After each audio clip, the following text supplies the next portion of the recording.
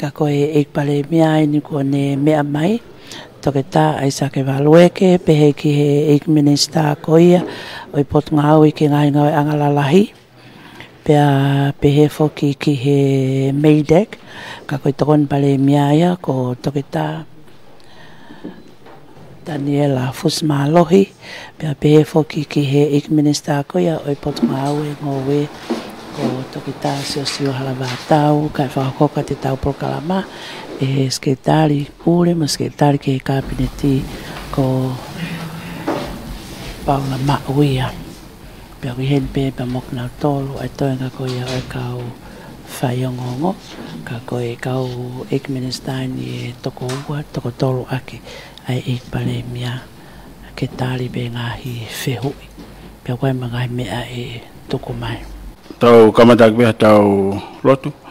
Pea spea pa tuangi ek palemia, kene whahoko te tau press conference, pa tok whae peo mo ngai whehui osme koe. Talo tamai mo whama lope ka whiona, o i koe tauhi, pa mo i kelesi koe whaka mea teke matolo, mo mai moui, mo whewhia e ngai ahko ni o tua koe tatake a whiona. Mo kore pe, ki he laumari a whiona, kene loto tau e teke matolo, he whataha koe ni mo kau whaiangongo. Tāpa kina pe ek palemia, pe ke ton palemia, mo matolo hono kotoa pe, mo kau whaiangongo. Mo kolo tonga i mena klasiko alo mo wha moui. Amen. Amen. Ko kore ke hu whanga pe he whatapu o ku whaafaki ka e tā ke motuan ke whakahoko atu. Ai tau whakataha whaka wike koe ni i he ngahi mea na e tutu nea kabineti e ahon, ngahi mea umau pehe pe umau inga. Ke whakahoko atu koe uhi koe whatongia o purianga ke kakai whonua. Ka pehe whoki ha pea mua ngahi whehui pe ka bau mo whela mai ki ai. Pea pehe whoki ngahi ngā aue ko os whakahoko e pureanga i he kabinet ko osi. Ko hui pe koe tuunga koe ko whakahoko ngahi ngā koe ia, mwene au mai ki e hani. Ka ki mo au ia koe tai lerei ai tangata i whanua, pehe whewhina i whanua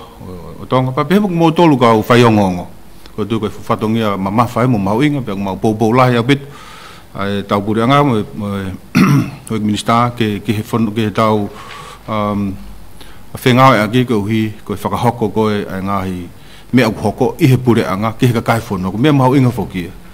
ai mahu inga ke tariu ai pureanga ke ngā ke he kakai monau ilo ai mea hoko ko tui koe whatongia mahu inga ia pa mau whiawhia ai pe ke whaiwhelonga i he whiawhini koe mea ulaki pe koe whakahoko atu pe ai mea na tari i he kabineti koe uko osi ke awha koe ai ngahi ofisi lolotonga koe kai hoa tā kana whapampau i pe ngahi o imista o ko kamata ia ko lere ai ngahi whatongia koe ia pa ko tui pe toko nia ko hui ki he whai whatongia koe haa pe taimi haa uai kakai whanua ki ha whainga ngāu e ku nau whima pa ata pe ke whai lere whatongia koe ai aku lere i mai pa mau wakai i pe mo ngahi mea koe ia ngahi potu ngāu e whapau i pe o ku whakakulere i pe e ngai whatongia koe ia. Ko honho ko pe i ahoni, o ku taha mea maunga tari kapinti he ahoni, ai tukupā, ai moe ai pureanga ke he ngā au e koe te nau whakahoko koe ki he kakai, ui koe Public Service Standards Charter. Ai koe Public Service Standards Charter, me koe charter ia koe ke he akau customer moe public ki he kakai. Pa ku tari ngai tukupā koe ia, e whakahoko e he pureanga, ngai potu ngā aue o nau whatongia ki he kakai, whatatau mua lao, pa pehe whoki ki he whemai kakai. Pea e toki tuku pe ki he toko ni paremia, kene toki whakaike ki atu ai uho. Pea moe taumua koe o e tuku pā whao koe ni. Kono ko pe whok, ai tari kapiti e hon, ai tutun kabinet ke ngā aue, ngai potu ngā kotoa pe pureanga, o whakai, ko hi ko ngahi kuaha ngahi tohi pe ngahi whemau i he lao pe ko polisia pureanga ke hawhahinga ngāue e pureanga whatataka pau ko whemau ka pau ke mai hao tohi ko re visa pe he ko visa pe ko o lisi kere wai taimi o fotu he lao pau ke o mai ai pe mo whaha taimi ko pau ke whoki ai ke to tākona e whai mai tohi tutone hone kabineti ke whahoke pureanga wakai katoa e u lao ke taimi o ripoti koe ke ngai mea whemau e kai whanua pa me ngai polisi lorotonga ke whai pau ki ai pa pare waha ngai lao ma ngai whemau i he taimi te pire o whengau e ako ia o ku kai ke aha wheha tai whemare e kakai whoki mai koe ke malaposi Whilawe ka toa pēr po me tupa goen ke whakau whatongia goe ki kai whanua. Ai ko taha e mea na mau whakau ke ai e ahon. Ko taha whake ai mea na e whai ai tutoni ko i ngahi poate koe ai pureanga. Ko pau ke hanga e pureanga ke mua i he taimi ko ku whakanofa kau tare kita i ngai kau taha pisinisi koe ai pureanga ko pau ke hanga e pureanga tuak ki tu. Ko tuak ki tua ata ki he tangata i whanua me whiwhino i whanua ko toha pe ke nau tohi mai ki ai. O ku nau tukupā pa kai ngā tai nau mau tau kei whiunga pa mo ngā he tunga whakaako te nau lava toko ni ai ki he whakahoko le rei ko e ngahi pisinisi ko e pureanga pa mau whahoko tutun ko ia nā e tutun ni ai prango si ki he kau ngahi puate ke unau toki osi nau tolu ia e hatani mako maasi kana vai tutun ai ke hoko tupe mohonga whataunga e tutun kamnet ko ia ka mau ai ke tuaki he taimin ko hi ke tohi mai ka kai ko tohi whanua ko hi pa toki mei ai e whiri ko ni o e nau tolu ngai puat ko ni e hatani mako o maasi ako tau mua ai pe ia ata ki tua pe mau e tata aina mo e whainga maari ko toa pe o hange ko e tuu ko e konstituto ni e kuptaha fitu whainga maari ko toa pe ata ke taha ko toa pe ke nau tohi mai. Au kau e pe nau tole poate ko e tai mini ka pau nau wheto sai ataha moe ka ko pau pe ke whai hono interview mono wakai ai nau tau pa mo nau pore ke whatongia ko hi pe ke whakahako le rei ai ngai whatongia ko ia. Ko a taha wai ngai tutuni ko e whilawe i pia moe nai ai e tutuni whilawe i pia mohono tonga kina kautaha whawhui tuitui private sector na e oange ki ai prango si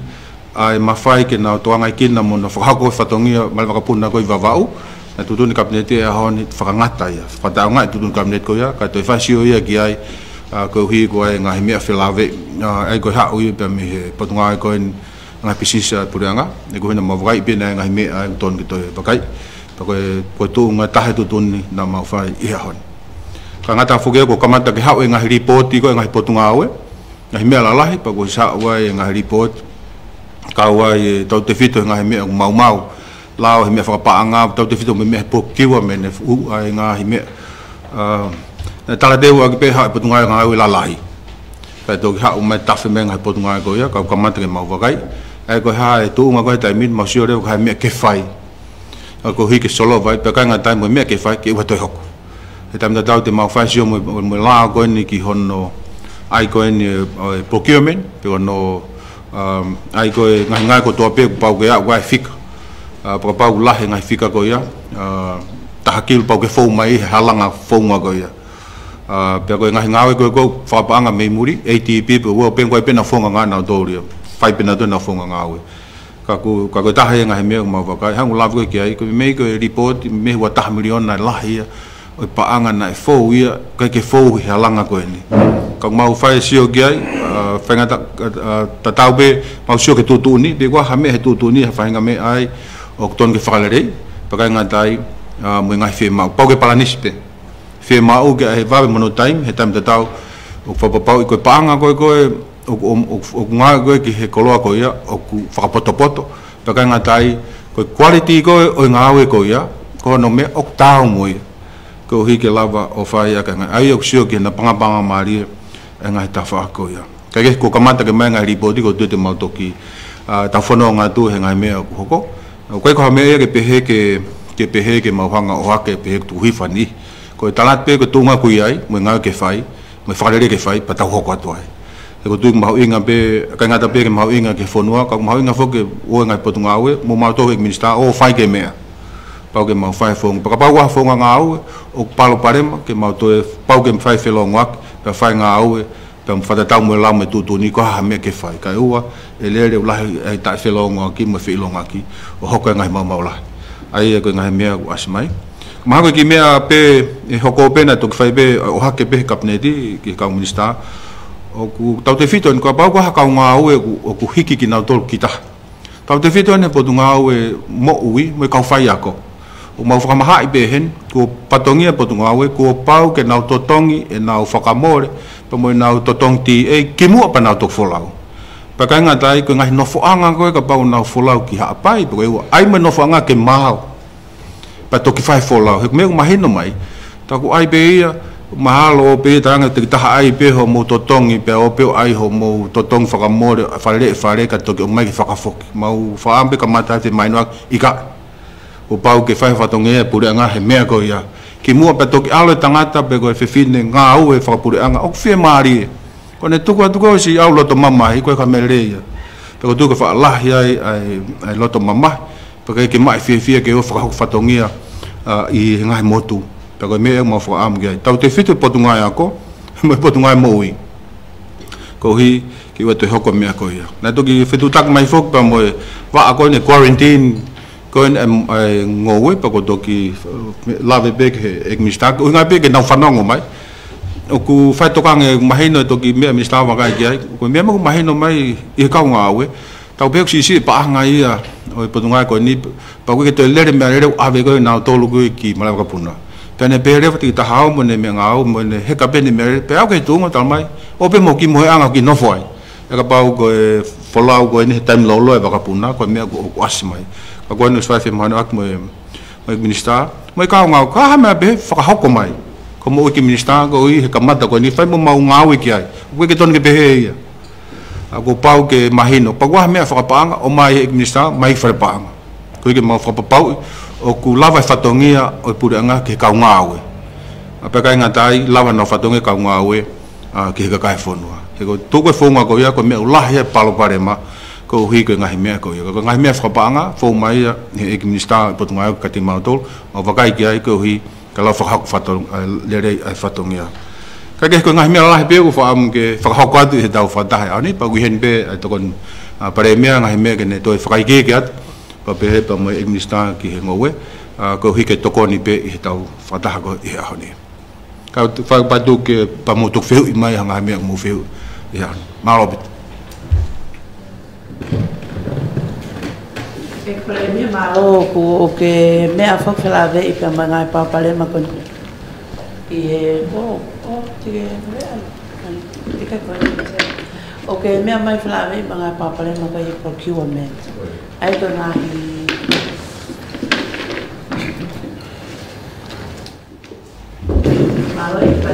me mai fok fela ve mangai pa pale ma ko procurement ni pe ko hono fakakato ki hono siofi i he maa asin sini ko hai e foaki ki ai ngā ue ko e ko hai e foaki ki ai ngā ue mai whatongia ko e pa ko ngahi ngā ue ko au alfa tā mai paanga ko ngahi monu ia ma ngahi mea pehe pe ko e ma ngahi makatu unga ko ngā ue aki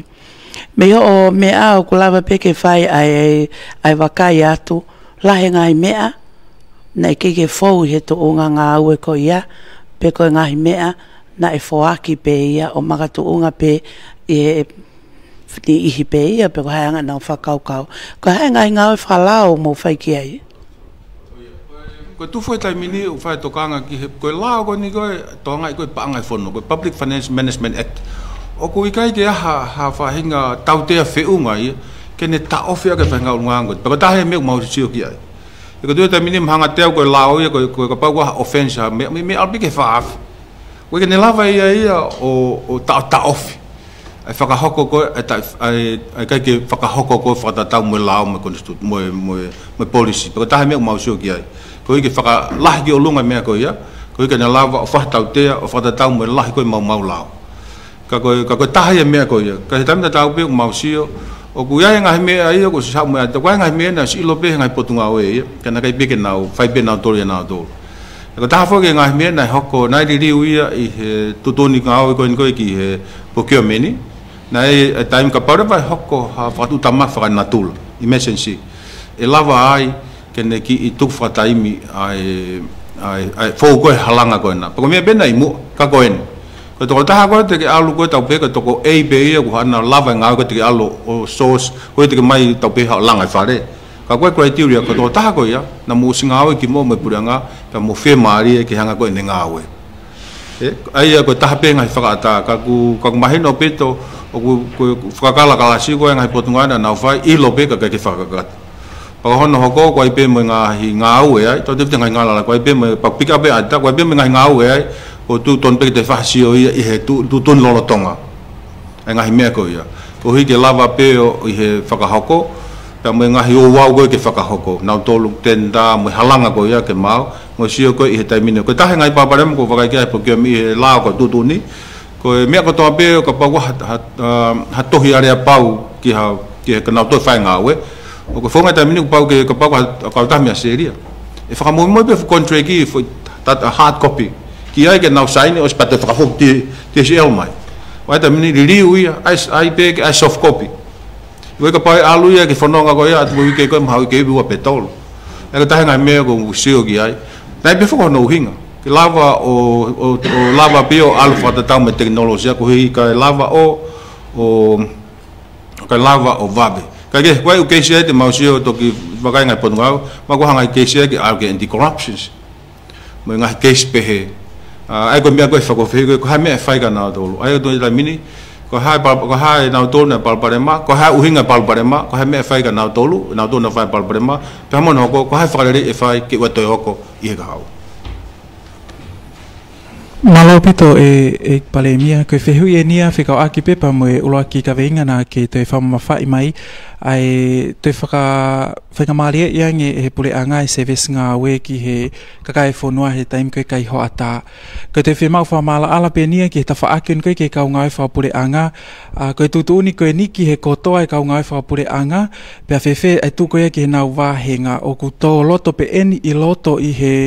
Houwa ngā aue ko ia o ku wahe e pure anga pe te tānaki ki ai ha wahe o wataimi pe o ku ai pe ha whainga whaunga mo ngā aue aki ki he flexibility koe o e taimi ngā aue. Malo o pito ikpa. Malo. Kai koe whaunga ngā aue koe ni ia o ku whai pe I loto I he houwa ngā aue koe o e pure anga mo I kau ngā aue. Whatata ko whalpaanga. Tau pe ku nau tolfu e ka ni he ka ni tā koe toko nima.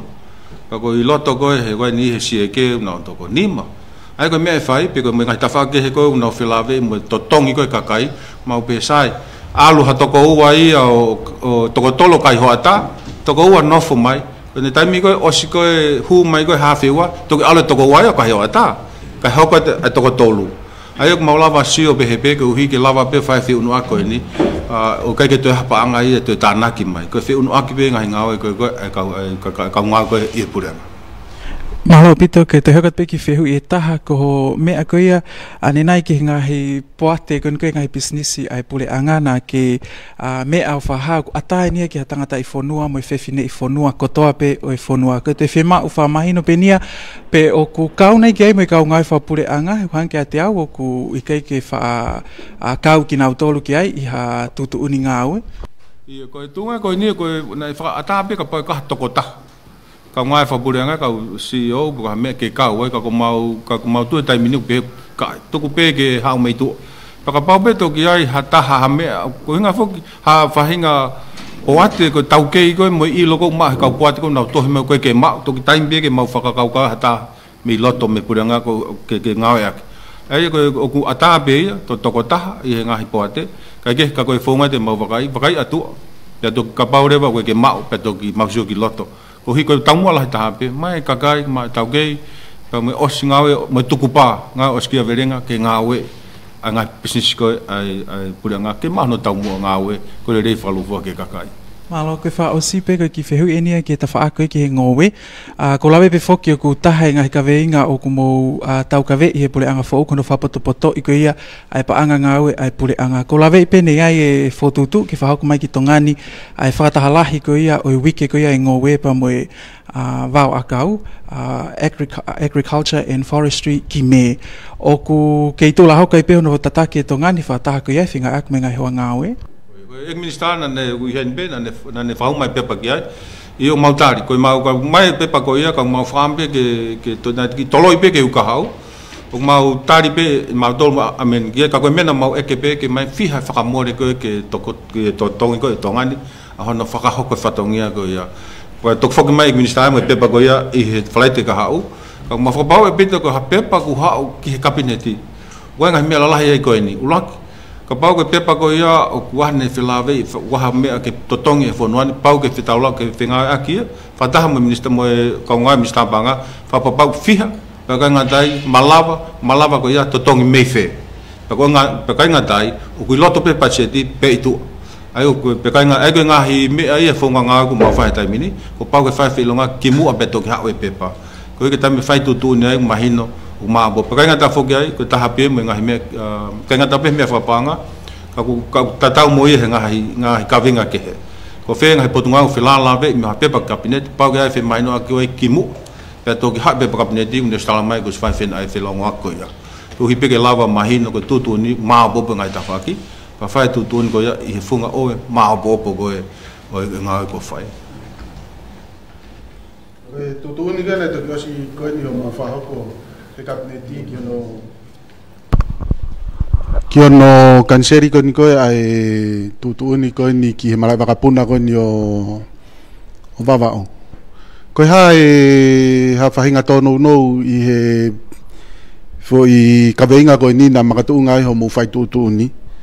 pe ko no wa ko tai ko mo tu ni ko ke tu wa ki ko pe re o bi tu wa ki ai u me ke ata ke ta ko to ape ka ko tai mi ko ha wa ko ki no firi e paremia o gai pe fo no tu ni la ana ko hai ni firi ka puate ka ko sio pe to ai ha sino o to ta wa tai na nge ke ni firi mai re ta wa ta me ni hia ku fa alfa kapone pe aku firi mai pe maheni mo ke ka nga ko I he tu unga lolotonga ko no firi ko ka tare kita ko ke upoate pe ku to ai hato sino tau atai nange ni fai me ago ya ke ona hoko ai upoate ya ko ha me a campaign ya ka taki no takta firi mai pe ka kai mono feitu mo ano maheni be mo no afo io ke ki fehui be ya malo pe tau ka benga ta pe fo ke o sange firi o ku fai e fo nga ko sange fra fe mari ko tu ko te mea te maunga ko komiti ko e fili pena ko ma to e pe mo ni meitu ko ke na tu fio ai ko hipe ko fatongia ko na ko hi ke malu ipe o e fai ha nga tu ni e ani ha ki kulupu I loto ko hi ko ha uhinga ke ma va hi pe me tau mo ko to ta ko ya ne ma ilo fra teknikare ke ma ko ke nga o pe mo ulunga nga fai to ton pe mo tukupa ai ko nga me ai fai fito ko ni aki ai mo e lava pe ko me mau ai ke tuifio ke hui ke u ai me pe pa tu ai pe ga ni hu tai fe mari la pe na to mai ke he ignista mo ni CEO go pa enterprise o mai ko hai u ngom ne pe ton ko au ke mai me ko ni ko hai me na ke to ai mau to ata mo me ko ya ke fa ko nga ko tau ki ko lo ko to pe ko ma to pe mo ha ko ngai fa se to ko mau inga pe nga ko ya ko nga ko ni ki hono frangata ko ya hon tu tun cabinet ki hono momoi go o to tonu ki hono falere go mal kapuna I vavau au pe he te ke ma bo pe ngawe go ya ngai fatongia fo ba ke ka ba mo business ko e pure nga ma fai go ya ai tonga airport limited go na ngawe ma hino na te ke ma bo po ya to nga dai go ai be mo nga hi me fa ba na tol go o mai na wo ma ka he nga go ya pa ko se be ta no mo ni hu na ka he me go wa me ko na te ngo be o tai pau nei menina e o mai pa ele pe he fa poto ana hono taf ka ta pe ka pa na to fo mai ka mau pe he to nga ko na fa tu ni ke hoko atu me ko mau pe ika te ke ma bo pe me ko kere mo ha fu e ko mau pe he hon fa poto taf he ka to ka mata fo ka pa na ke yo mai ke fa nga ko ya malo pe to premier ko ya ko to mu pe fe ika ko mu pe he nga I tu ni kapeneti a honi fa fia pe to mo nga pasi mai e pa ko ngai fatongi lo tonga teminga we mono shift kai holo ngai hoa nga we o ikai ki ya hamore hato taimi ke ki hato tongi mava kono wa ko public service shara fa malo pe to ki he nga we ku nga unu manu fa nga we ku nga unu pe mola wa ye ngai letter of recommendation ki hano hanga po pe o kitam ngai fala anga ki fai me preanga ko me ko to anga ki ai he nga hipoate ki hono na te o se no fe ia ko ni e fra fo o ko to ki au ki he atani mama asi e terminate ka to na contract ko fe ui pe ya o ka pa na ia I ha contract na sign I he lolotonga o e interim government caretaker ko na fo ile ole ope pe ka pana ya contract kia na sign ni ki mo te ke fai vote of no confidence o ta o pe tolo e to osiki ai e ka amend mo foi tu ni ko ya o ki fe hu pe to e pe mo fe ki ko ka tali mo malo so Ia ko lave ko ni ki hono frangata ko ni tutuni ko ni ai branco si. Ko tutuni na fai ti sema ko ke ngai fatongia to o se contractia ata di mamas o tauni. Kamana hoko ia ai mea ko ni hoko tau pe fai tutuni ko ni a hono ti sema kana o si a hono a honima tau pe a honima ti sema ko o se contracti. Okay, bo o sto ka tai ka ko ni tutuni he ki ka hau. Pena o si mai no pe gua e diriu e ala diriu e hoko ai ko me ai e ne be ko ke ha contract ke mau ai ko tu tai mini ko process e ko pena to lu contract foi tai mini os pena to lu ya tahni ma ko masi ko ne o so tahni masi pe to fai leva hange ko hatu ko ni ne ka rio ke to hot na to lu ata ai na to hi mai gi ai o hi ke to fai to tai mini ko tai mini o si ko tahni ma ako ata hano usma lisi po te po ne os pe tahni ma ho ata hano o le ai be a hoko tu me ko hoko pe me ta tau pe he ka venga tau pe ko ya ko short listed ko applicants e fanga ko to hia tu ko ka pe no lo fa ke na e ho ha ke hangi ko fe hu e to ko wa ko ni o in bolo e PSC pe ko ta fa pe no lo ma va he pe tu na fe la ve pe ki lo to ke ka ta ma ko ko penolo ni ko ki grupo na fa interview ia ko grupo Filipe e potungao e ko na tonga ko business ko puranga ko hi na usi ko hi ko ngai ni ko ma penolo wa na tau ke fa teknikare i ngai fatongia i lo fa lao mo me fa pang ngai me ko ia ua na lava manat ke puke ai fai totonu file ni fai totonu pe kai ngatai ai tuku pa ke ngawe ai o Filipe ia e potungao ko ni o fatatau moyanga ko fe ma e ka kai una fe ai ka ko hange ko fa ane nai io te whakakau mai ni mei tu ko ke lava pe o tokoni ki o sang ko fili tau pe ko ni hi tau ke nau fa ko te tau ma we ko follow up pe ni e pare mi ka taki ko fe hu I he ka mata anga fe lave I mo procurement pe na me fituna ke no ngai u fangata ngata he panga fa afi pa pau ke fai mai ngai u tala mau inga ke whakatatau kai hoko atu okay ai tu uninga awe o pre anga ane afimwe hoko atu ki mu atu me ai pe fituna ko me whakatoto na kawa mo report ki he me agoni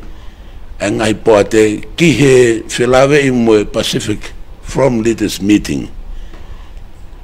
ko va henga kon ko tonga tapu fa ke fai kon ko ki tukutonga na ia langa e pureanga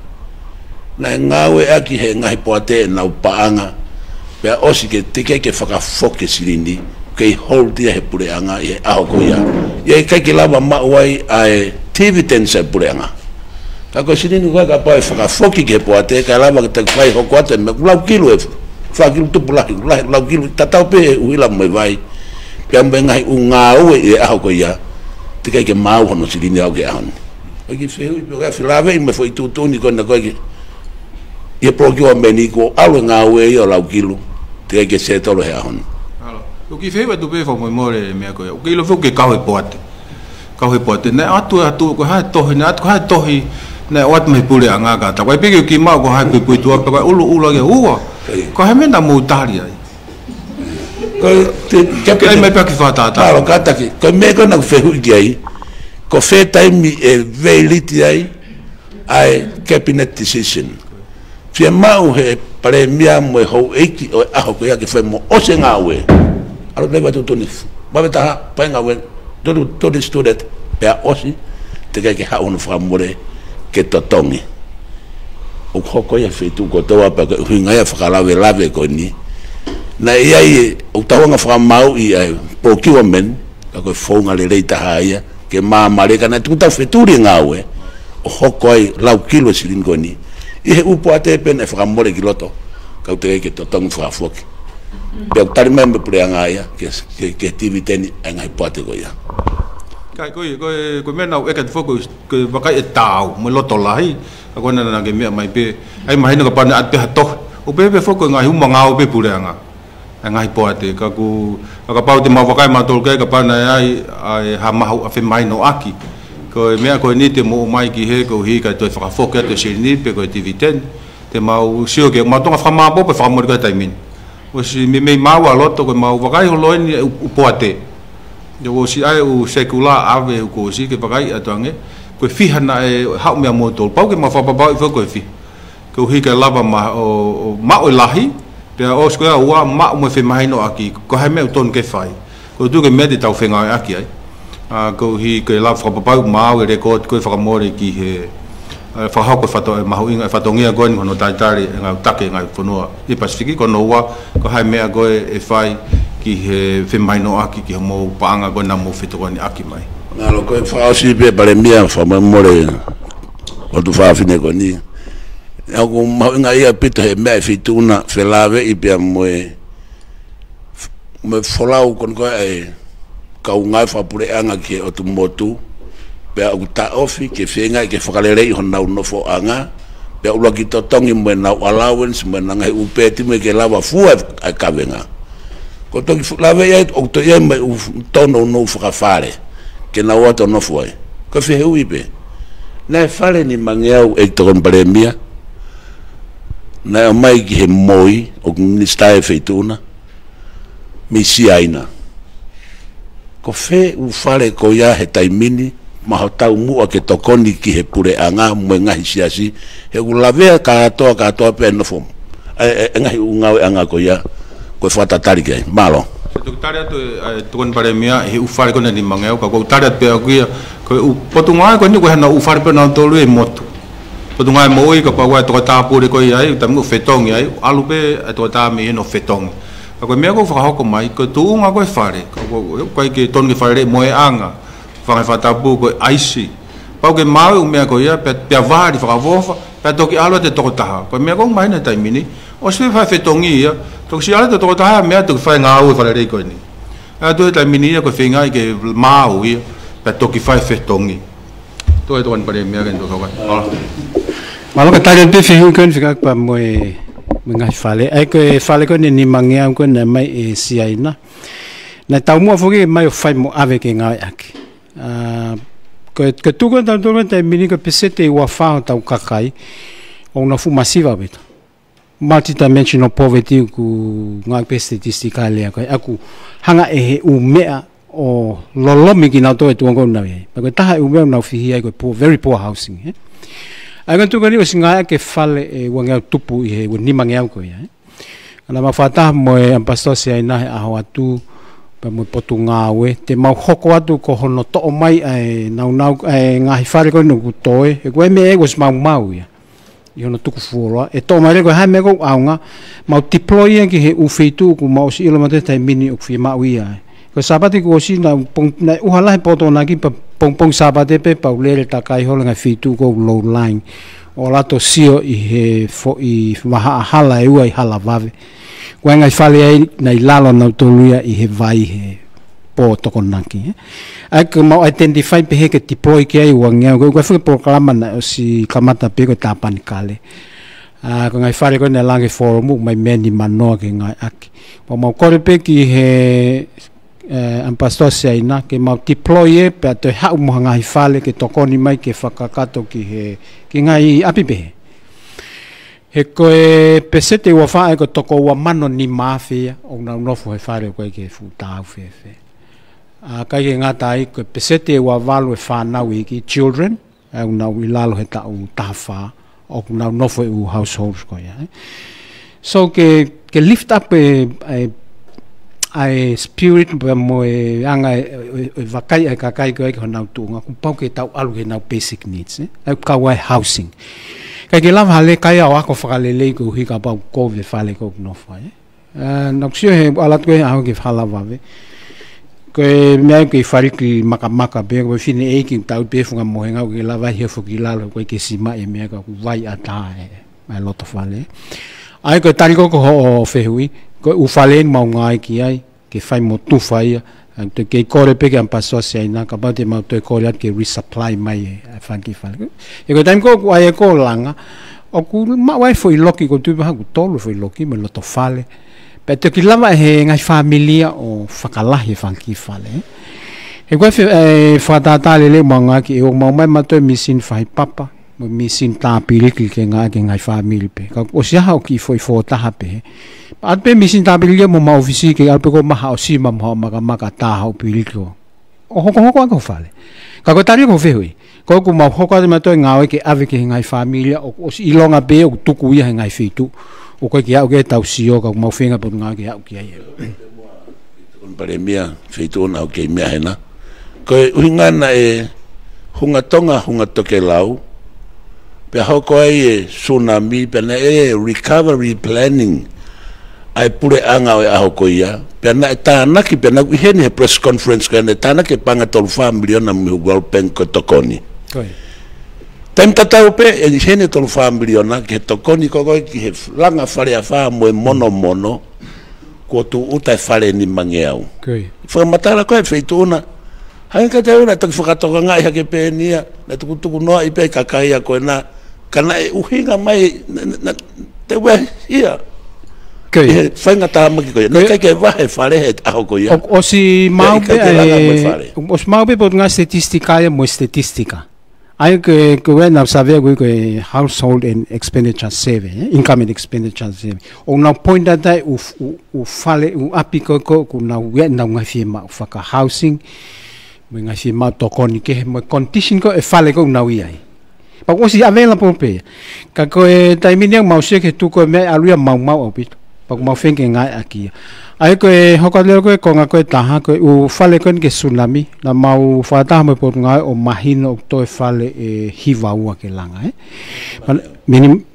ikai ai fale sun ka u tsunami ko e fare ni mangia ko fare na mai ko sia ina ki mo pe tsunami ko fare hi vaua pa ku na fai fetano ak me pot nga e fal pa nga ke ma se niti ke fra os ake bo os o mai pe ku lele vai ki os pa ko e ka nga e moi os fe ke na wo ki e ua o fra os mo no fa nga ko mango ai ta ni tole na no fo ko ga na u fale au na alu he vaka pong na o mai wi ke pe ono os fale family ta fa ka mango e ua no lo tonga nofo e fare pe fa family ta fa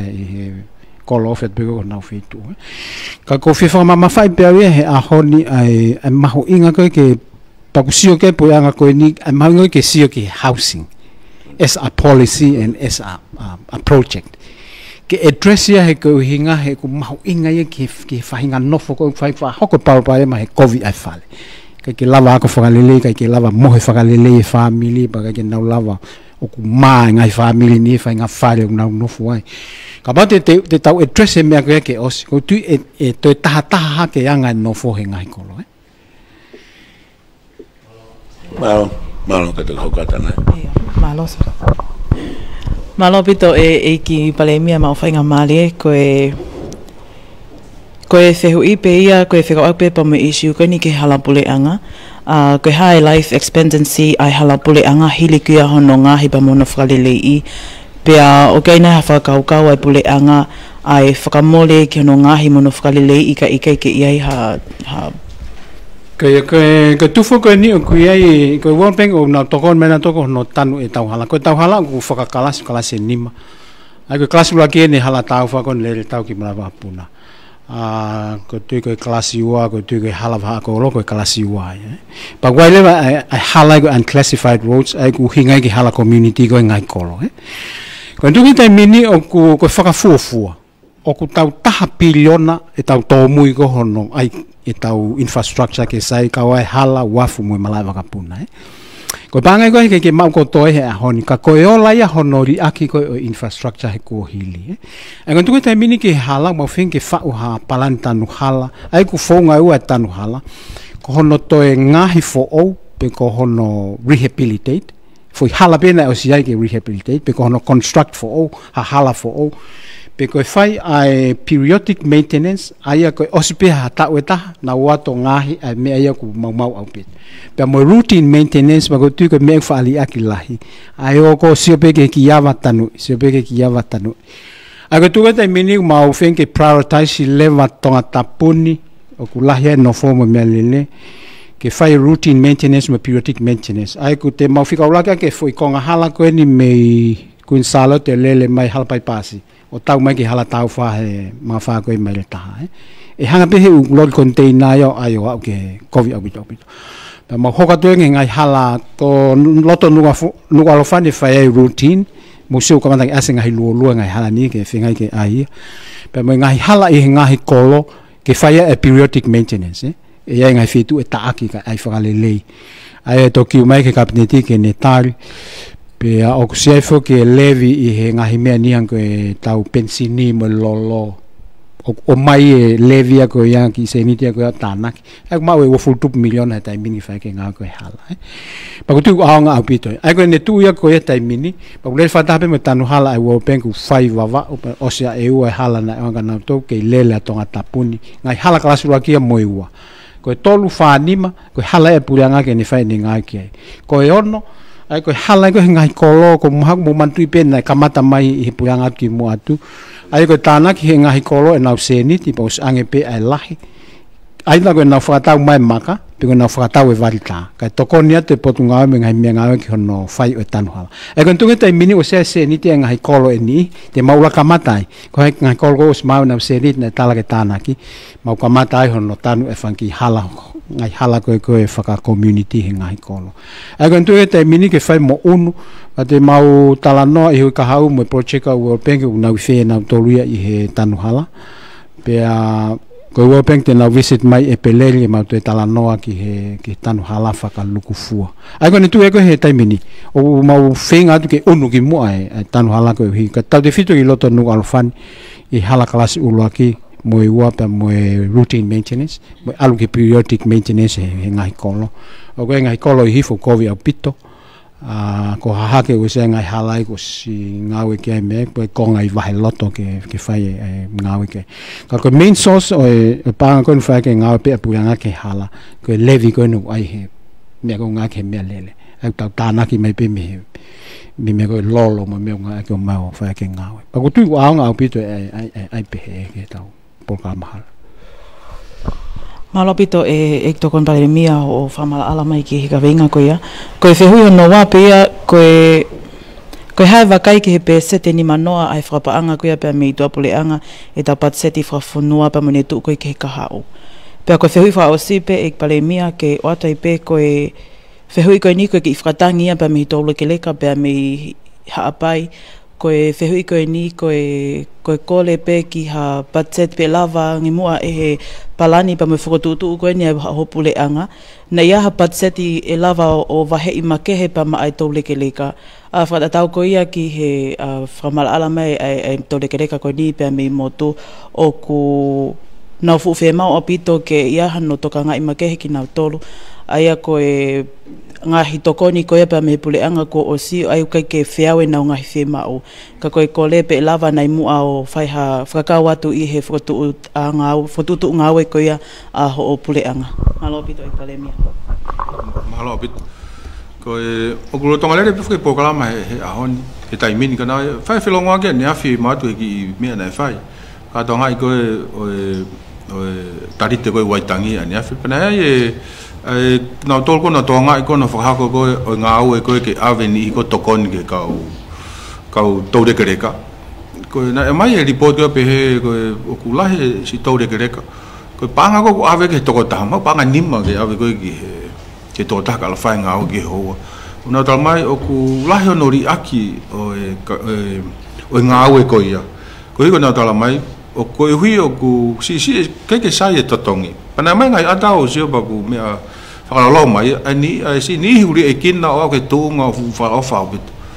pe ko ne pe he ai ko me ni mau ai ki fa hoko ki he minister ko ni na tonga ngai me ki fa lo tonua to te fito ki he ta fa ko ni pana ai ki mau fa ta ka o ko ranga pe ko hui ko pa pa ma ko ni ko hange o ko e filave ai potunga we ko hi ko na ware pa ko mo ni ko ni ko panga ko av ki he pe mai mo filave ta mo fare panga I vave ko totongi o tama ko pa pre te ma to sio ki ai ko tu ko me ala hi te fa to kanga ko mo to vakai ange tu ngalo tonga I ko hi ko ha pa pre ma lo tonga ko ha me to ni fare rei ko hi ke lava fa to kanga ikina pe mo fito ko ni aki mo ngai fa ko po family ko hi ma heno ko e ko ai pa pre ma I ha on timing I me ko ya katak pe ek palemia pe lava ke ome ki tari ke fika wa ai ho vakai ke pese te ni manoa fa pa ngamin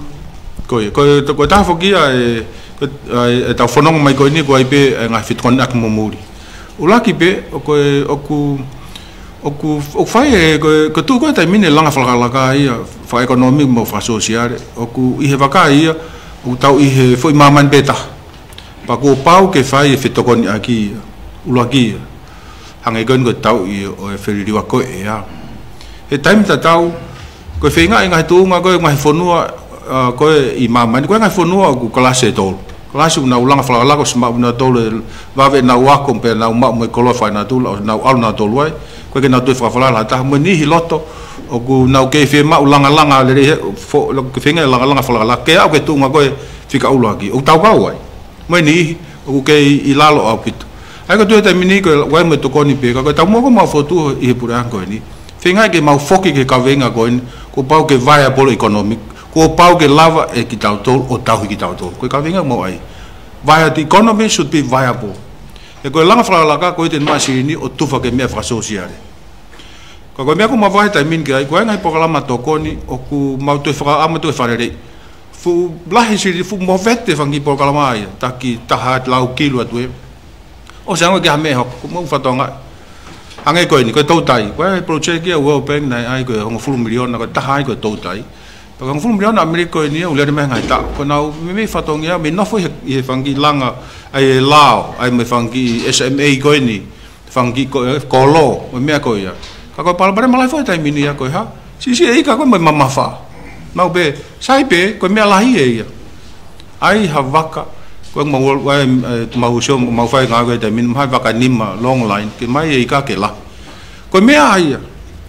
e tu ta mini ke mai ke fanga ka pa nga dai si au bit production e me ko mai GDP ko tau fu ko tau langa fa economica e la ko lo tau ma i tau ko ki kon ke pa me ko mai fa pa nga ta ai ka me ngai ko fu si au bit pa ko tu ma be mo hol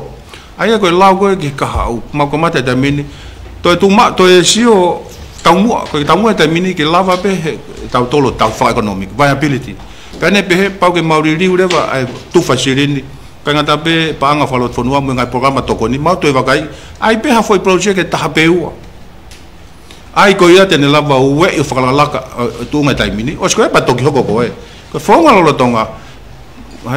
ki me aki he hanga pe ko havai ko i pu vai ka bau e osi pu vai ko ta pe ko tau tolu a fa no fitu a giau pe tau pe sai o tau fe no ka to ff te tau taki me abe ki pu pe te ulak ai au e ke mo ui pa mo to ki vakai mai pe ta ai pe langa fla la ka ai ko te no pe ta ke te os ha mai ko ne ai fla fa va mai ka to ai osi pe tau hoko ai ko tu te men io o ke la tau fa la ta fa ko ya ko hai fo nga ko tu ko ma fa ma bo me ga he taimin fama bo ivi ai be nga me ta beua pe os ke pa tau fononga o te fo me fonga gon os pa to mo vete tu fa ki pe os anga ke ta ya ma kon ai ko fonga go mo be ko pa fai pe tau i time tau ma inga ke fai be ai tau hi en merino me fonwan e tau lava o nga wi tau ko ta hai ko lo ai lawa fo punna ke ka kai ke hala atahi pe a uta pe wa kita fulahi ko loa ai po tu tareni te mo kai tonga ko toi ben ke fai nga ko ya pa fai mo nga ma to lu ya si o te fa pa nga ko pa nga ko ave nga business ko pa ngon me pange o ku fu mama fai pa fai ma so ma dol gai pa mo pange a sia nga fe to konyak ala fa ko ta fa pa nga ko la ma pa nga na no i pa nga ma ai ko me ke fai finga ke langa nga business ta ta ko talu ban le mai ta fa la ta to lu ya ko ni ku peseti tau pehe peseti val ni mag pura nga be ki peseti ko ai private sector si ai ulah panga ha ugi pura nga ko ngai to kon me pango alu gi he ke lahi ya ko pango ne ton alu ke panga ha ko ngai pange ka ko lava ta fe hi panga ko hi ngai u hinga ke mo lahi to tongi no ka mon be fo na do ri ka ba ko business ta ba u pete ke lava tu ke to tong wai me be ka ko do ta mini mau be ko fo nga ko ke fa si peseti ni mana mo fa fa la mau be ko fo nga pa tau fononga to ai ko do ha taimi tau lava pe ai o ko fo ko hala benena fononga mai ko Korea South Korea ko Singapore na mo America ko hala pe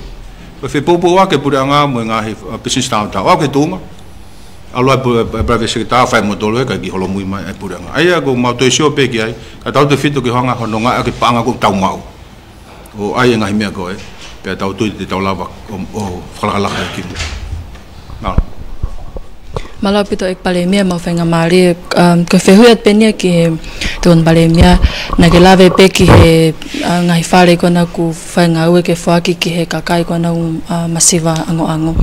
ko fehu pe ko hoka tene nga we kon ki he polose ki ke palemia malolo ki he tapane kale housing o ku anta ko ta nga we ko ya I he poseki ko ya Yo pe foki me ai ki mu he tapan kale ko ai ke mau fa ma po he na e ko fatonge fego ton ke tu he ministry infrastructure kana o mai ke office ko pare mia pa ko ke mau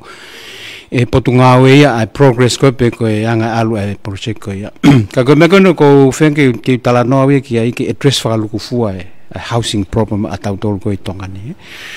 ka ko me ko tapan kare ko ke ko fale fi he na si tu fa tu ya ka ko os ko ange ko ya ko ngawe ko ya fai ka to pe me he moi ko decision ko pe ko hai ku ne ave hafale fi ne fai he office ko pare mia ka ko taimini ko ke ta pe me ko ni he ko hi ku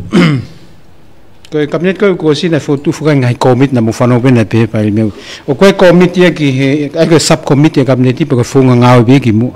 fai pe cabinet na ngawe o ko sub committee ke infrastructure and construction tene fama po ago ka me pa ko e u sub committee ko ka ministape ka tene atae ke ne ui mai ha potunga we pe ko hata ke ha fa matal mo mai ha me ki committee ai fai he committee ko ni fama po opo ko o me ak fega ko langa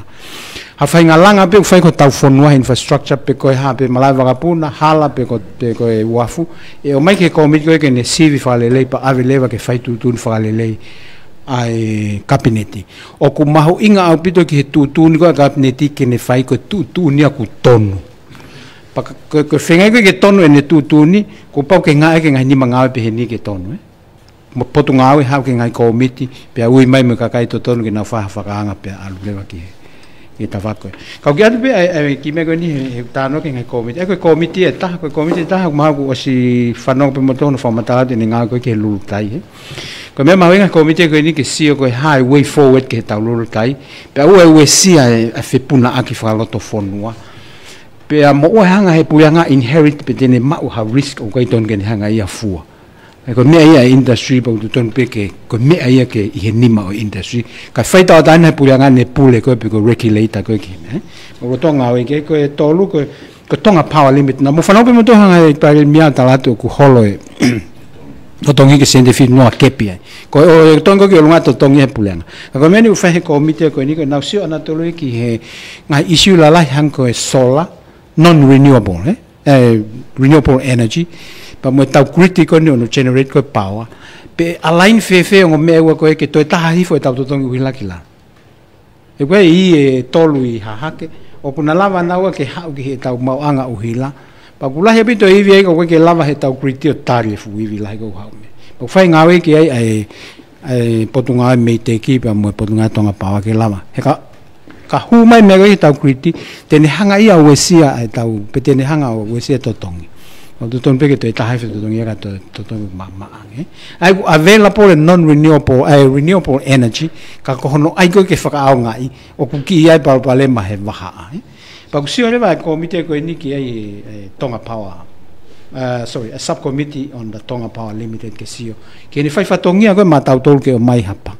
mo mantu pe ko investment heni o ku mahu inga mau angai vi ka pa fu mama fai kai ke ha ka ta ha investment he ko overhead cost of malu ka wai to tongi o ivi uhila ko heba mo komite ke banking sector ke fa tontono ngai me ko nu hoko he tau ngai panke ke tu lelei ke fai whakalele governance, fai whakalele operation na upanke, pia fai pau ke he lau ke ue sia kakai ia. Ko e taha ko e subcommittee he petitions ko ke pule anga. Pia ko tohitangi ko e kakai ave ki whalele, pia tuku mai ke pule anga, pia ko tika ki whahatari ke e subcommittee ke nau whai tari ke u tangi ko ia. Ko e hoko ko e o koe ko haa ki Ministry of Lands na mo whanau pe tau press conference ki mua pa komiti ki ai ke nau sio koe haa koe mea hoko i loto i Ministry of Lands ka koe hanga i mea whihalang pa whatonton o pa koe mea ke whakalele i whai whatongia pa whai muia pa koe whakamui koe komiti i public service mo public sector na i mea ki pare mea ni nai ki he charter au ki apepu i vitua ki he charter koe tala whekau ia ki he ke ngafra pulenga ke nau tu teringa pe mo teki ke me ko fe mau ko kakai ai ko ula ke mena ne swa hatu ai me ko ko figa pa mo ka pa ko application ke pulenga ka me o to la ka mai na to luku ke mau hatari ho apply ke license business pe ko ha konga api pa pa ta la mai he la mo tu ni ke fai ha pilote pa fai pau ki ai ta ka ke ngata ai pe pero pa whakalolo e taimi whakalolo he minisa he ke kai whakalolo no ia e tahanga o e mai ke minisa ke fai tutun ki ai pe ko ha me ko ia le pa mo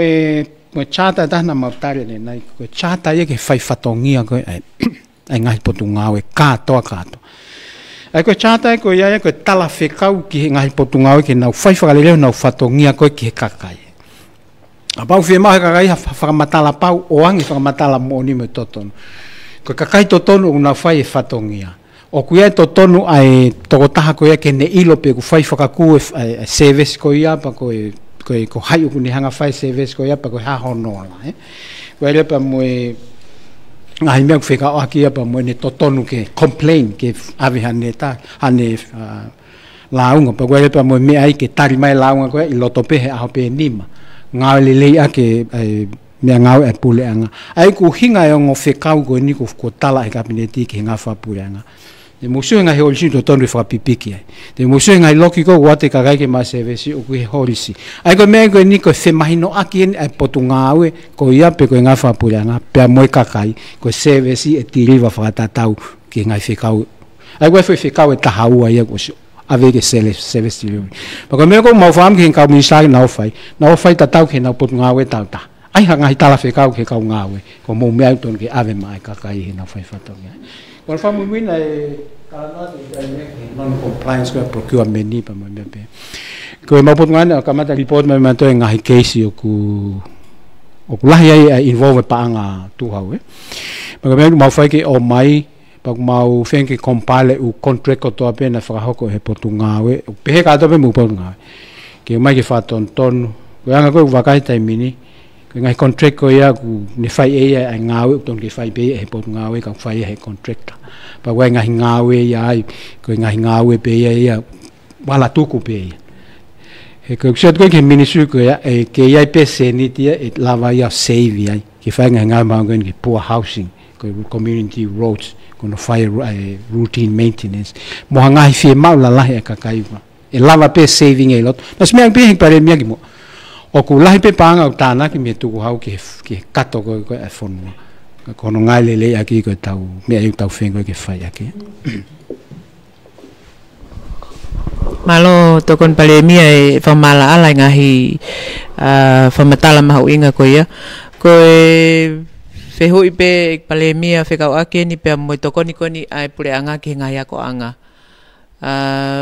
i mau film toani ku ngai tokoni koni ku i he na siki hak me whangeau ke whitngeau ape ke foi ulu pe i he whakatau moa ki he whakalele wahenga e kau whai ako koni ngahi ako anga siasi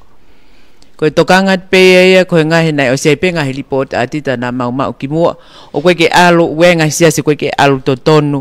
ai alunga o sirini ko ia ke tau moa pa ilonga pe ku mau pe mo ngahi wahenga he ngahi ako anga ni fu u whaka ofa au pito ai wahenga kau whai ako ko ia mo foto utu ki he tafa ako ia he ngahi tokoni koni e o atu he tau whakapaanga koni tau hokot ki ai te mo wakai i e tuunga compliance ai ngahi siasi pe mo tuuni koe ki he tau moa to tonu o e paanga ko ia pe ka paule va ko ke nau hanga o whakahoko e mea ko ni ke vahenga e nau kau whai ako o kumaha ko whakahoha atu au ia me he ko mea nuk tokan kia e matu atoko lahi ko nga ko welfare pa mo mua ko no ko e whanau pau tokoni e whakaai ai e kau whai ako ki whakahoko leo nau whatongia o whakafou he ki koini koe nau mao he oseange koe ai wike koe ka paule wau mo mao atu i he ngahi reporti me he ngahi siasi o koe ke alunga to tonu ki wheitu ko au ke koe hao mo ngahi tu ni ki he mea koe ia ki he time ko pehe ai i he tokanga pe ia koe ngā ka pau o ku fuunga maulalo au pito pehe ai vahenga ngahi ako anga e kau fai ako ngahi ako anga siasi ni ku o ku koe ke ilpe malo pe ngahi loto nau whakalele aki ngahi ngawe ko nau whakahoko koe whehu i uluaki ia e palemia koe whehu i hono wa o ku whekau aki ia pe mo whakatala noa foki ki he whakapoto-poto i tau patseti. Hange koe whehu i koe ni ku pesete ni manoa no whapaanga me i muri e tau patseti lolo tonga. Pea ku mahu inga ki fo isino i koe ni kotoa pe. Koe whehu i ne whekau aki pea moe market vavau. Nea stoutou ave pe whehu i koe ni ke pule anga ku o si. Aina e whakamore e 12.12 miliona ai pule anga i hono whakatau whakafoki mai lisi koe ni. Me he kautaha koe ni Chapman. Pea foaki ia e he koe ke ilo peko whe pule anga koe na i he ti se mai wanoa wataha. Ave kere koe ia kene awhio. O wā mou whakaukau pea moho palani ngā ue ki he kere koe ia kau koe ke whakafoki mai ki he pule anga ki whakahoko ni ngā ue. Koe ha to'o ha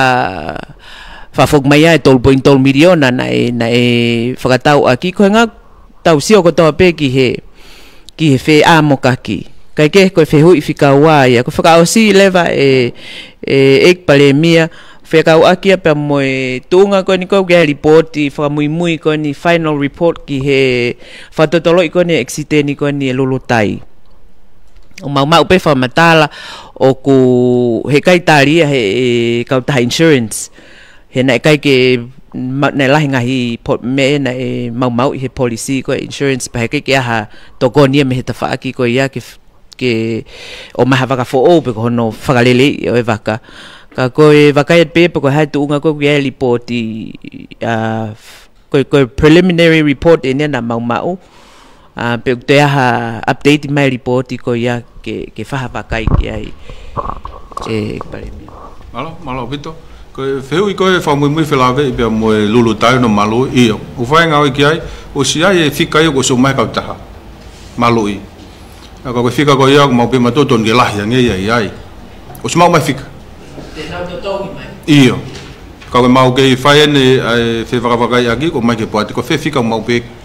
o ku whe unga e nai whika ne o atu koe whika ko mai ai a koe tue taimini iyo nau tari ka koe toe ene mau are ai lahi ai a koe mea mau ke he taimini e tu whahawhanga tuku ma ke ai poate ko hono ua whelawe i mo marketi ko ni vavau ai ko mea ko ia whelawe mo mea e ua laki ko marketi o whe mai marketi pe kai o main be foku na te kia marketi i vavau ai ko tui ko mahu i ngā ia o marketi ke iai hono ua ko whewhi hono whakahoko whakomesiare marketi ke te lava maasiri no tā again ai foku marketi i hangatau ko i malu ko ne tala mahu ko ai foku poate ai tala mahu ko ia au te teko tu whapapau e mea ko ia ai aku nau tolu i neongo ko kere ai pura ngahango ko whamatala ai a pau ke mausia ko hano lahi ka ne lawa te ta whafoki mai sirini ko ni ai ko marketi pa ko mau to kamat fo pe fo ai ko ta he ngai me mau ngai report state report u ka te na foki mai wakai ange tu nga ko ia ke fe ma ko nga ko ke kere isu ke foki ai ko tu nga ko ta mini ko ha ton gai kere pa pa ko fe ma ia ke marketi mai no re wakai risiko kere ko mea koe ke almia e ke a pi ko tui mete mau tu whakapakai ka koe hai ai totonu whakalao ko hai tonu alke ai ka te au koe e rito koe he ni whakako whatongia ke kai whanua ai whi mau koe marketi pau ke whakahoko pe whatatau ka hai whakamore sisita kai lawa pe o whakahoko ai ngā koe ia koe whehui fue tahana e whilawe pa moe Iya, tokon ke ngahi ako anga koe o kuki kai ke pule anga. E koe ngata pehe siasi koe pe ngai ngau e whafu itu. Ko tu fue taimini o kupanga fitu ngau fitu noa a tokon ni koe ai pule anga ke foi ulu a nau toko a korisi. Nau toko waka koe he ngahi ako whateni kare o tahafe te au ia. Tanga tana to hiki hake. ta feu uang yau nai ki fo pai fi ko ya kana doi kia sai ko fe lave mo area pau ko ni pau ke mau toi vakai e fa area pau ko ni ko hi ko tau mua ulaki pe maha ko me ulaki ko hai panga feu nga ke alu ki he ako ko fe feu ia ko mau ulaki feu i hente mau fa ta ma ngai ako pe ko ke ngai ako takita ko hai panga fe mau ta pe he ko apia ko ei fi ha ka to panga ko fe mau ke whakalai rea ke ako ke mai ako tuunga o ku tau pehe maalunga ton ke ia ako whangai pēr tai whenga rea ko tai mene whenga rea ko quality of education ko ako kano lere i ngā maa bope pē tunga maalunga ai pau ke nau o mai ai ko pau pehe panga e hongo fulu whe mau ke ako fiha ko ate pure anga hangi ko ni ko panga fitu ngau fitu noa ave ke ako ngai ako ni korisi ko ngai ako ia ko nau panga ave ke ako i panga pe uang iau ki he foi ulu ai pau ke mawarea e mau tole mea ko ni e anga fe ko ni ko fe ngau e partnership ko pau ke tau vakai lo tau sio ko fe me te ke o mai fe me o mai ko pau ko fe mau ko ngofulu ate mau tole ni ko ni mo ake mai ko mo ni ma ko tu ke me ke mau tala no e tan ponu lagi pe ko ne osi ko mai no ko ya ko hai lahi resources fe mau pa ki ai pe hono hokore vai pon ko ya anga fe no whakako le rei e toko ne puranga ki lava ulu fitu ngea fitu noa ke ulu ka e tare whika ko ni whika whanganga ko tai miko ya september tai miko ya tu mai me report whapapau i mai ko ni hien ka pau nai hu ha toko hongo full pe o sange pe no fa toko fitu i to pe toko tol te mau to riu e whika na to tonga te hongo fulu atu pe tol ai ko tai miko mo whapapau i ai ko tamai ki ka koe lau nga mai e ngahi ako pe tau mui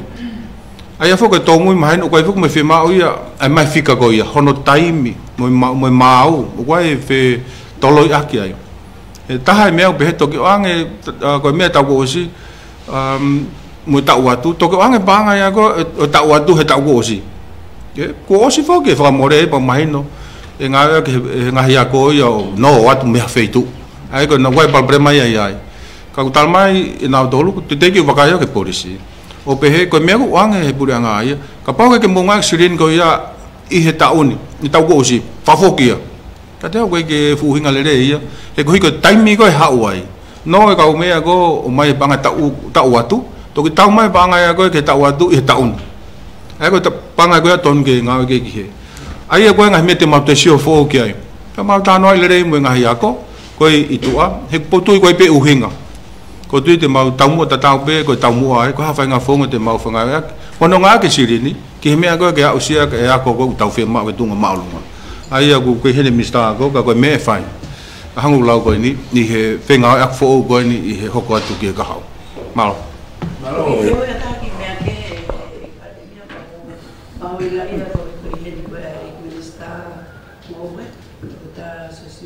Tau ko ula pe ko si fai o whakataha au me potu ngā ue pera ke ngata whoki ai na ake i he waa ngā ue whakawhitu o wakai mai pe ki tongani lahi ngai whotu tu ue ka ki tuku mai pe mua koe ha ai ngai tau mua ngā ue la lahi mahalo pe tolu o ku wakai ki ai ko inga ke muia e hala whanonga fo o keno fo watu ai he kumahina pe ko tau sia koe ke funga whanua ai mahu ga e whanua ka guai fo ke ta fa ke taha ke tau whakaukau ki hono mā ke ti e nau ngō e mga mea pehe ka koe hana e anga hau fōtu tu whalawe moe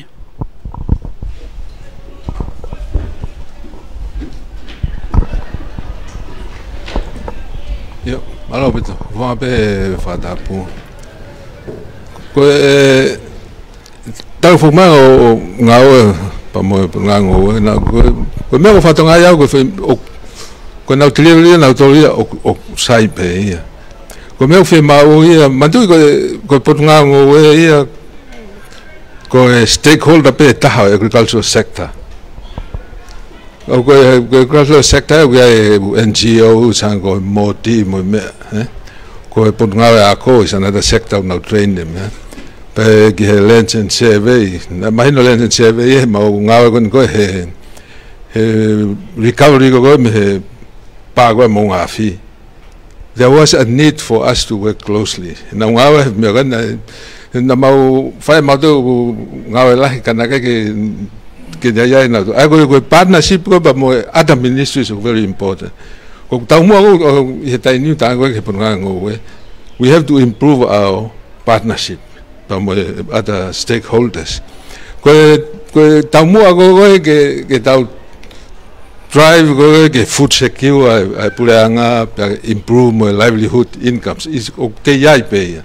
ko me ko mo sio ko ki ai pe ku ya have fonga ke liliu and I do believe and now sio ko ke now le aga na mo fa ko sio ko ke agricultural sector plans ko ai pulanga ko tani pa me now agricultural sector plans ko ki mo atu ko me ma nga tani is driven by economy fi mau ke na nga ma o silin ni mo me ga do ko ya ko me ta nga mala tu I o antapin economy he atakai na ta na me ga ale me ga climate change ke ko me ta nga mala tu I na blaming over 30 years ago contributor ki he climate change o kutara ma mane dynamic ko ngowe is a solution. I got about file this is why we have this field climate smart agriculture. But go cosperia go tiny alo to we have get our fiber but we do it smarter. I go smarter we improve a partnership. Go technology I go get is the right technology. We also have to be ensure go Palanisia atakai is maintained. The Tonga is declared as the second fattest nation in the world. I agree with Tonga. Tonga Health, Minister of Health. Ketawanga Pusaki Hataukakai.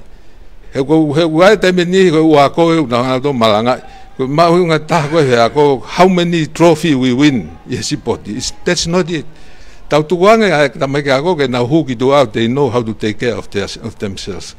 physically when now mo ui malo ko ya pe ko la batalha de feu malo pe ko tau feu e tau fada pa ko ate famalo ki ek premia pe ton premia ek minister o ngowe pa ko motol ko fa ngong ela ba tau programa ko I ahoni ko te pe ka hau pe te whanonga ke mahanga mitope ke whahoko te pureanga ngai whatongia mo ngai ngāwe to te whito I whahoko koe ke kakai ke tau inas whakatahai ka mo te kakai whono koko whamalo te moto ka tau whaos mauhanga ke otua mo whawhetai pe ngai kolo mo ngai tāpua ke whiona te motor ko higa lavalele ma programa I FF ni ko krese ki ko Jesus Christ of the tamai me alma la male manon na fuete moton do pe na hili ka fai botangat amen